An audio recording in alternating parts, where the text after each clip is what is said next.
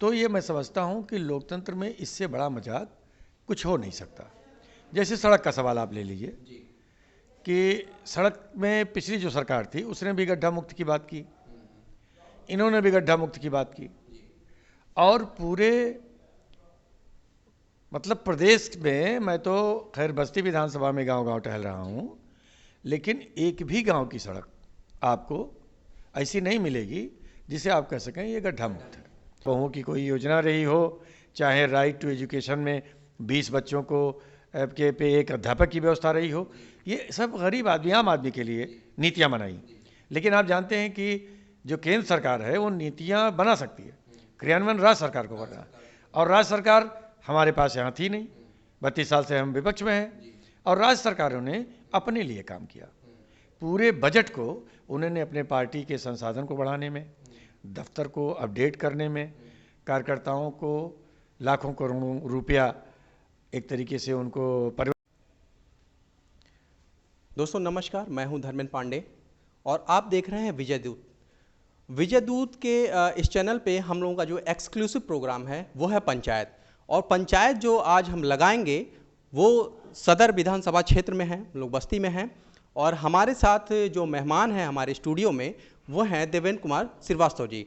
हम आज सर से जानेंगे कि क्या मुद्दे हैं जिस पे वो अपने विपक्षियों को घेरेंगे इस चुनाव में, और क्या एजेंडा है आपकी पार्टी का जिसके दम पे आप जो है दावेदारी सदर विधानसभा क्षेत्र से प्रस्तुत कर रहे हैं। तो आइए हम सीधे स्वागत करते हैं सर का। सर बहुत बहुत स्वागत है हमारे चैनल पे आपका। धन्यवाद पांडे जी। सबसे जो अहम बात है, जो सबसे अहम सवाल है वो हमारा यही है कि जो सत्ता हमने देखी, अभी जो टाइम बीता, कार्यकाल सरकार का बीत गया, क्या इस कार्यकाल में कितने, जैसे आप विपक्ष से हैं तो कितनी संतुष्टि आपको रही? जैसे ऐसा तो हो नहीं सकता कि पूरी तरीके से हम सरकार को खारिज कर दें या नकार दें, तो कितने % आप संतुष्ट रहे सरकार के कार्यों से, उनकी कार्यशैली से? देखिए, ये सरकार, मैं समझता हूँ कि अपने देश में एक पहली सरकार ऐसी है कि जिसने जनता से सीधा सीधा झूठ बोला। जैसे मैं कह रहा हूँ कि आपने कुछ काम किए, कुछ काम नहीं किए, तो जो आपने काम किया उसके लिए अगर आप ना भी बोलें तो जनता उसे देखती है, वो स्वीकार करती है। लेकिन अगर कोई काम आपने किया ही नहीं है और आप विज्ञापन में उसे दिखाते हैं कि ये मैंने काम कर दिया है, तो ये मैं समझता हूँ कि लोकतंत्र में इससे बड़ा मजाक कुछ हो नहीं सकता। जैसे सड़क का सवाल आप ले लीजिए कि सड़क में पिछली जो सरकार थी उसने भी गड्ढा मुक्त की बात की, इन्होंने भी गड्ढा मुक्त की बात की, और पूरे मतलब प्रदेश में, मैं तो खैर बस्ती विधानसभा में गांव-गांव टहल रहा हूं, लेकिन एक भी गांव की सड़क आपको ऐसी नहीं मिलेगी जिसे आप कह सकें ये गड्ढा मुक्त है। दूसरी चीज़, हाईवे, मेन हाईवे जिस पे टोल लिया जाता है, वो भी आप समझिए गड्ढों से भर गई है, और उसमें पैच लगाए जा रहे हैं। लखनऊ से गोरखपुर तक की यात्रा कर लीजिए, समझ में आ जाता है, और उस पर अब पैच लगाया जाता है। जैसे हाईवे पे पैच नहीं लगता था, अब उस पर पैच लगाया जाता है। हाँ, पैचिंग का काम होता है। तो ये मैं समझता हूँ कि आप लगातार ये सरकार जनता को चिढ़ा रही है, उनका मजाक उड़ा रही है कि देखो हमने तुम्हारी सड़क नहीं बनाई है। लेकिन मेरे पास विज्ञापन की बहुत बड़ी एजेंसी है जिससे मैं प्रचार कर रहा हूँ। जैसे मान लिया कोई सड़क पक्के पे कोई चल रहा है, अब वो किसी गांव में नहीं जाता, तो आपका विज्ञापन आ गया, सड़क बहुत अच्छी है, तो अगला अगर नहीं गया है तो आपके विज्ञापन में आ जाता है। तो अब इसका ये फ़ायदा उठाने के लिए इन्होंने एड एजेंसी को बाकायदे हायर कर रखा है कि इनके झूठ को सच बनाने में वो पूरी तरह से काम कर रहे हैं। और मैं ये समझता हूँ कि सरकारें आती हैं जाती हैं, ये कोई मतलब नहीं है, लोकतंत्र है, आज कोई जीतता है, कल कोई जीतता है, लेकिन बड़े पदों पे बैठ करके जनता से झूठ बोलने का मैं समझता हूँ ये पहली बड़ी सरकार है जिसने अपनी मर्यादाओं को भी गिराया है और लोकतंत्र को भी शर्मसार किया है। मेरा अगला सवाल ये होगा सर कि जो अगर हम स्थानीय मुद्दों की बात करें तो स्थानीय मुद्दों में हम देख रहे हैं कि शहर की सड़कें हों या देहात की सड़कें हों, दूसरी चीज़ जो है सबसे गंभीर समस्या अगर शहर की बात करें, जाम की समस्या है। अगर आप जाम में फंस जाते हैं तो घंटों फंसे रहते हैं। तो क्या ऐसे कांग्रेस पार्टी के मुद्दे होने वाले हैं जिसके बेसिस पे आप जो है जनता से वोट मांगने निकले हैं? देखिए, कांग्रेस के पास जो है, हमारे यहाँ जो टेक्निकल एक्सपर्ट होते थे वो चाहे ब्यूरोक्रेसी से होते थे या हमारे अपनी पार्टी में होते थे, तो हम उनकी बात को ऑनर करते थे और उस हिसाब से काम करते थे। ये सबसे बड़ा संकट रहा है कि अभी देखिए पिछली सरकार जो थी आपका, हमारे यहाँ मोड़ घाट बाईपास है, अब उसमें जिस ओवरब्रिज को मोड़ घाट चौराहे पे बनना चाहिए था, उसको उन्होंने उसके पहले अमहट के किनारे बना दिया। अब जो मोड़ घाट की क्रॉसिंग है उसको उन्होंने पहले तो खुला रखा, जिसमें कई लोगों की जान चली गई एक्सीडेंट में। हाँ, उसके बाद अब उन्होंने उसको डाइवर्ट कर दिया है, जिससे जाम की परेशानी और बढ़ गई है। तीसरी चीज कि आखिर कोई ये नहीं बता पाया या किसी जनप्रतिनिधि ने कोई सवाल नहीं किया कि जहां ओवरब्रिज बनना चाहिए था वहां ओवरब्रिज क्यों नहीं बना, और जहां नहीं बनना चाहिए था वहां बन गया। तो अब एक तो पैसे का भी वेस्टेज, दूसरी चीज अब हमारे लिए फिर वहां ओवरब्रिज बनाने की जरूरत पड़ेगी। तो अगर समाजवादी की सरकार में उन्होंने वहां ले जाकर ओवरब्रिज बना दिया, तो भारतीय जनता पार्टी ने कोई सुधार नहीं किया। तो यानी जो एक अभाव है कि टेक्निकल लोगों की सलाह पे ये काम करेंगे या नहीं करेंगे, ये मनमानी काम करेंगे, तो वो समाजवादी में भी रहा और भारतीय जनता पार्टी में भी रहा। आज के समय का एक ज्वलंत मुद्दा था, अभी हम लोग कोविड की त्रासदी से उबर ही पाए हैं, और इस त्रासदी में हमने देखा कि बहुत से अपनों ने जानें गंवाई, और उसके बाद भी संसद में एक बात कही जाती है कि किसी की जान ऑक्सीजन की कमी से नहीं गई। दूसरी बात, ग्रामीण स्तर पे जो पीएससी और सीएससीज खोले गए हैं वहाँ पे प्रॉपर वे में डॉक्टर्स नहीं मिलते हैं, इसको आप कैसे देखते हैं स्वास्थ्य के मुद्दे को? देखिए, इसके लिए मैंने बहुत पहले लोगों को आगाह किया था कि जब कांग्रेस पार्टी की सरकार ने आपके जो है हमारे यहाँ एनआरएचएम, राष्ट्रीय ग्रामीण स्वास्थ्य मिशन जो लागू किया था, तो उसके अंतर्गत ये सोच थी पार्टी की कि हमारे यहाँ जो गरीब होते हैं वो इलाज के अभाव में जान गंवा देते हैं, उनके पास पैसा नहीं होता। तो उसको एक तो अस्पताल को अपडेट करना था, मेडिकल स्टाफ, पैरा स्टाफ, इनको ज़्यादा तादाद में हायर करना चाहिए था। लेकिन आप देखिए दोनों सरकारों की तुलना करिए, एक तो जब समाजवादी थी तो उन्होंने क्या किया, एम्बुलेंस खरीदा और अस्पतालों में टाइल और मार्बल लगाया, यानी ठेका दिया लोगों को, अपने ठेकेदारों को पैसा कमाने की व्यवस्था किया। किसी अस्पताल में हमारे जो विशेषज्ञ डॉक्टर थे उनको इन्होंने हायर नहीं किया। मेडिकल कॉलेजों में जो हमारे प्राइवेट मेडिकल कॉलेज थे जिनकी फीस 12 लाख 18 लाख सालाना थी, जो अफोर्ड नहीं कर सकता था, भले उसके अंदर काबिलियत थी लेकिन अगर आदमी गरीब है तो बच्चे को नहीं पढ़ा सकता था, इन्होंने प्राइवेट अस्पतालों को कोई सब्सिडी देने के काम को नहीं किया। जबकि ये कर सकते थे कि हमारे पास जैसे डॉक्टर नहीं है आज की तारीख में, और हमारे अपने इंस्टीट्यूशन में अगर सीटें कम हैं, हम कम पैसे में जो नहीं पढ़ा सकते बच्चों को, तो अगर प्राइवेट कॉलेज किसी ने खोला है तो उसका अपना इंफ्रास्ट्रक्चर है, उसकी अपनी कैपिटल है, उसकी अपनी अध्यापकों की सैलरी है, तो सरकार क्या कर सकती है कि उस अस्पताल में सब्सिडी दे करके बच्चों की फीस फ्री कर सकती थी। तो हमारे गरीब बच्चे, एक आसान रास्ता निकलता, हाँ, हमको डॉक्टर मिल जाते। तो एक तो काम इन्होंने नहीं किया। अखिलेश ने एम्बुलेंस खरीदा, अब लोगों ने डायल किया, मरीज के घर एम्बुलेंस पहुंच गया, मरीज अस्पताल पहुंचा, अस्पताल ने रिफ़र कर दिया डॉक्टर कि भैया मेरे पास कोई डॉक्टर नहीं है, आप इसको मेडिकल कॉलेज ले जाइए। मेडिकल कॉलेज जाते जाते किसी ने दम तोड़ दिया, और अगर वहाँ पहुँचे तो लंबी लाइन, भर्ती नहीं। मायावती की सरकार थी, आपको याद दिलाना चाहते हैं कि उन्होंने पूरे एनआरएचएम को ठेके में तब्दील कर दिया, और जितने प्रदेश के माफिया थे, अपराधी थे, इनकी पार्टी में जो संरक्षण था, उन्होंने एनआरएचएम को अपने लिए यूज़ किया। और आपको याद होगा बहुत बड़ा घोटाला हुआ था जिसकी जांच सीबीआई से हुई थी। अब सीबीआई जांच में हमारे यहाँ एक बस्ती के एक स्पेशलिस्ट थे, doctor BP Singh, heart specialist थे, उन्होंने उसकी जांच में जब उनके ऊपर दबाव पड़ने लगा कि आप ये फर्जी रिपोर्ट लगा दीजिए, मना कर दिया उन्होंने, तो उनको अपराधियों ने गोली मार दिया, उनकी हत्या हो गई। कई डायरेक्टर की हत्या हुई मायावती जी के कार्यकाल में, हत्याएं भी हुई, कुछ लोगों ने सुसाइड भी कर लिया। तो अब आप ये समझिए, एक 32 साल से उत्तर प्रदेश में कांग्रेस पार्टी की सरकार नहीं है, लेकिन दिल्ली में हमारी सरकार 7 साल पहले थी, तो वहाँ बैठ कर के लोगों ने आम आदमी के बारे में, गरीबों के बारे में, चाहे NRHM ग्रामीण स्वास्थ्य मिशन रहा हो, चाहे मनरेगा रहा हो, चाहे हमारे आशा बहुओं की कोई योजना रही हो, चाहे राइट टू एजुकेशन में 20 बच्चों को के पे एक अध्यापक की व्यवस्था रही हो, ये सब गरीब आदमी, आम आदमी के लिए नीतियाँ बनाई। लेकिन आप जानते हैं कि जो केंद्र सरकार है वो नीतियाँ बना सकती है, क्रियान्वयन राज्य सरकार को करना है, और राज्य सरकार हमारे पास यहाँ थी नहीं। 32 साल से हम विपक्ष में हैं, और राज्य सरकारों ने अपने लिए काम किया। पूरे बजट को उन्होंने अपने पार्टी के संसाधन को बढ़ाने में, दफ्तर को अपडेट करने में, कार्यकर्ताओं को लाखों करोड़ों रुपया एक तरीके से उनको परवरिश करने में, इस तरह से सरकार की योजनाओं का बंदरबाट किया, और जिससे मैं समझता हूँ उत्तर प्रदेश पूरे देश में सबसे पिछले पायदान पे, तमाम सारे विकास के जो आयाम थे उस पर सबसे पिछले पायदान पे। अभी हाल में ही हमारा देश जो है वो एक बड़े आंदोलन से गुजरा है, जिसको हम किसान आंदोलन के नाम से जानते हैं।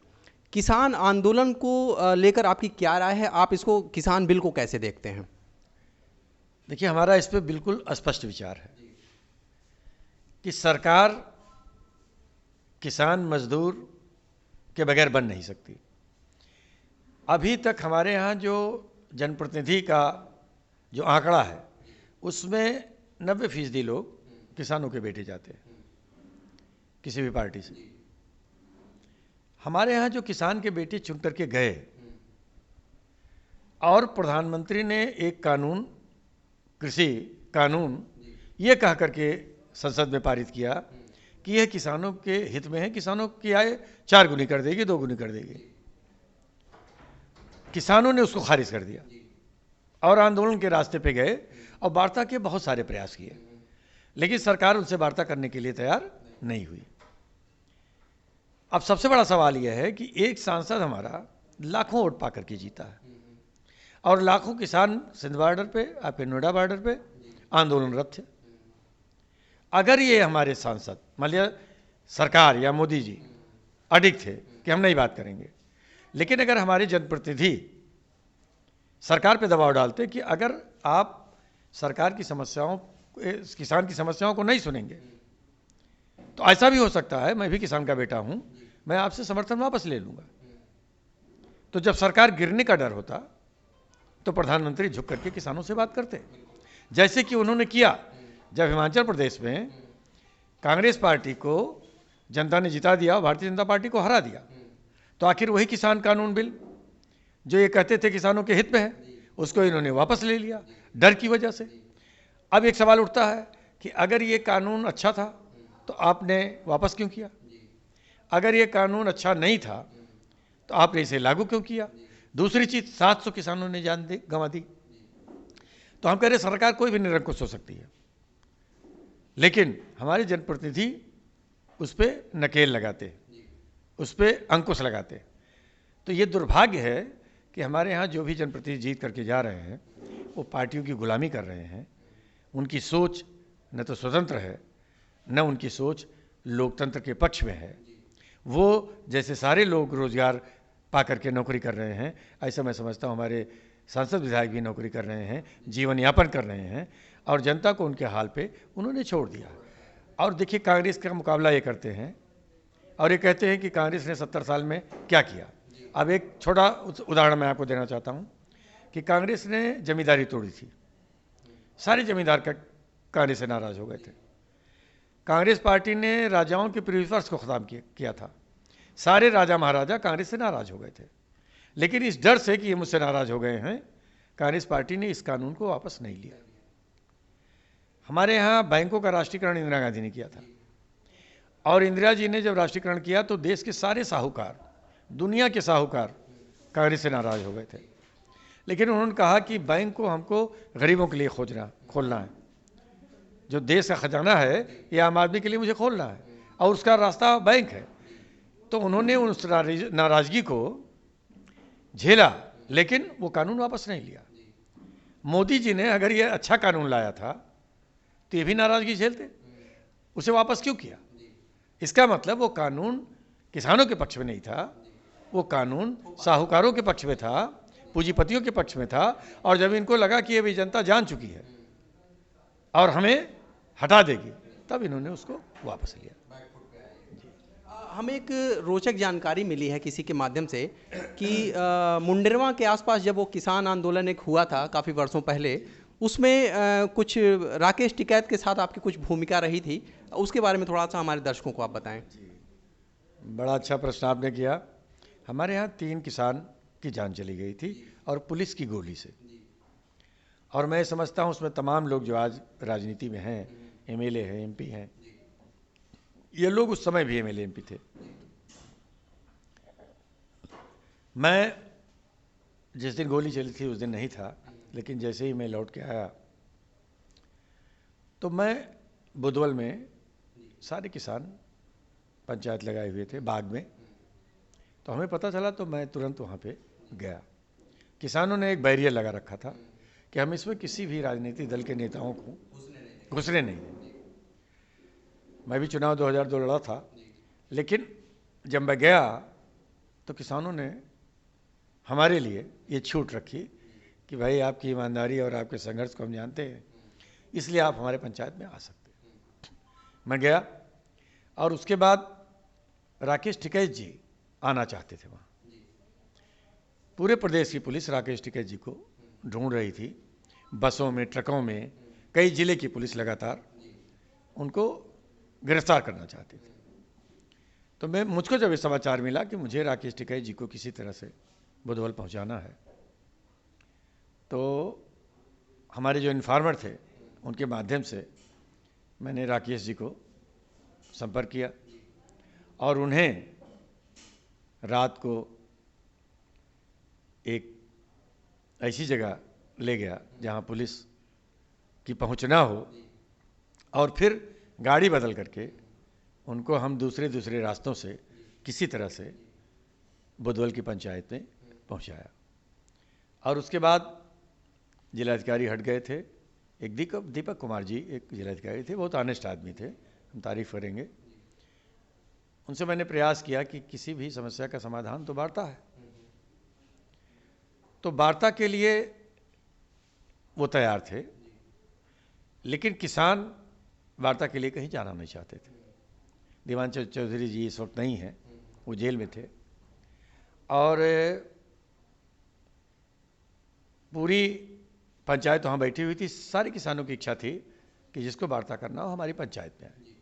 चूँकि 3 किसान की जान जा चुकी थी, तो कलेक्टर को कप्तान और डीआईजी परमिशन नहीं दे रहे थे कि अगर हिंसा हो गई तो हम संभाल नहीं पाएंगे। किसानों का बहुत बड़ा जमावड़ा था। लेकिन मैंने उनसे कहा, हमने कहा देखिए आपको वार्ता वहीं करनी पड़ेगी। हमारे के जिले का जो कप्तान था बीके तिवारी जी थे, उन्होंने किसी भी कीमत पे परमिशन नहीं दिया। लेकिन हमने जिलाधिकारी से कहा कि अगर आपके ऊपर हमला भी होता है तो पहले लाश मेरी गिरेगी, उसके बाद आपकी गिरेगी, और आप हिम्मत करिए, ये किसान है, ये हिंसक नहीं है। यहाँ तो किसानों की जान गई है, गुस्सा है, लेकिन ये न हिंसक हैं न अपराधी हैं। तो अगर आप हिम्मत करते हैं तो मैं समझता हूँ बात आगे बढ़ सकती है। मैं आपको बताऊं कि पुलिस के विरोध के बावजूद भी, उनकी अनुमति के बगैर भी दीपक कुमार जी किसानों से मिलने हमारे साथ गए, वार्ता हुई, जो उनके बस में था उन्होंने प्रयास किया, और इस आंदोलन को समझौता वार्ता से मामला आगे बढ़ा। तो मैं अपने आप को सौभाग्यशाली मानता हूं कि उस वक्त के किसान नेतृत्व ने हमारे ऊपर विश्वास किया, और उस विश्वास के आधार पे हमने राकेश टिकैत जी के साथ इस आंदोलन को आगे बढ़ाने में जो मैं कर सकता था वो मैंने किया। सर आखिर में, चूंकि आपके पास समय का भी अभाव है, तो आखिर में चलते चलते कुछ ऐसी चीज़ें जो बस्ती सदर की जनता को आप संदेश देना चाहें कि वो आपको वोट क्यों करें। बहुत अच्छा प्रश्न है। मैं तो बार बार ये कहता हूँ कि जितनी जिम्मेदारी चुनाव लड़ने वाले उम्मीदवार की होती है कि वो वोट मांगता है कि आप हमें वोट दीजिए, उससे बड़ी जिम्मेदारी नागरिकों को होती है कि वो ये उसे जानना चाहिए कि हम किसी को वोट क्यों दें। हमारा ये मुल्क पहले अंग्रेज़ों को गुलाम था, राजे रजवाड़ों का था, फिर जमींदारों की गुलामी लोगों के पास थी। और ये दुख के साथ कहना पड़ा है कि जब हम आज़ाद हुए और एक अच्छे लोकतंत्र की स्थापना हमने किया, तो कांग्रेस पार्टी के पास तो जो जन समर्थन था वो बहुमुखी था, किसी एक जाति, किसी एक धर्म का नहीं था। लेकिन जो विपक्ष की पार्टियां आई, जिनको कांग्रेस पार्टी के खिलाफ जनमत बनाने में जाति का सहारा लेना पड़ा, धर्म का सहारा लेना पड़ा, तो इसके आधार पे जो जनमत बना वो आप समझ लीजिए कि जैसे आप पहले अंग्रेज़ों के गुलाम थे, राजे रजवाड़ों के गुलाम थे, जमींदारों के गुलाम थे, ऐसे यहाँ के लोगों ने राजनीतिक पार्टियों की गुलामी को स्वीकार किया, वो भी जाति और धर्म के आधार पर। किसी वसूल सिद्धांत विकास के नाम पे करते तो मैं स्वागत करता। और यही कारण रहा कि पार्टियों के नाम पर आंख मूंद करके लोगों ने वोट दिया, और जो चुनाव जीता वो न जीतने से पहले जनता से के संपर्क में आ पाया और न जीतने के बाद संपर्क में आ पाया। तो आज की तारीख में मैं समझता हूं जो हताशा और निराशा कुंठा है बस्ती विधानसभा के लोगों को, युवाओं में रोजगार नहीं है। प्रधानमंत्री जी कहते हैं कि हम 25 लाख तक का ऋण मुद्रा योजना के अंतर्गत बिना किसी गारंटी के देंगे। कोई बैंक 50,000 देने को तैयार नहीं है, बात करने के लिए तैयार नहीं है। तो वो जैसे आज की तारीख में पार्टियों के नाम पर नेता तो चुनाव जीत जा रहे हैं, लेकिन जनता चुनाव हार जाती है। और जब जनता चुनाव हार जाती है तो निराशा और कुंठा से हमारे नौजवान, बेरोजगार, मजदूर, किसान वो कुंठित हो जाते हैं, और ये हमारे लोकतंत्र के लिए सबसे बड़ा खतरा है। तो मैं तो ये समझता हूँ कि बस्ती के लोगों के अंदर जागरूकता आई है, और उन्होंने पहली बार व्यक्तित्व के आधार पर, चरित्र के आधार पर, संघर्ष के आधार पर, ईमानदारी के आधार पर उन्होंने पार्टियों से ऊपर उठ करके मुझको समर्थन दिया है। मैं जब जाता हूँ, मैं आपको बता नहीं सकता, मेरे पास वो शब्द नहीं है कि मैं कल से उनका अभिवादन करूं और कैसे मैं उनकी प्रशंसा करूं, कि मुझे वो लोग मिलते हैं जिनसे मैं कभी नहीं मिला, लेकिन वो कहते हैं कि भैया मैं आपके साथ हूं और मेरी दिली इच्छा है कि आप एक बार विधायक बने।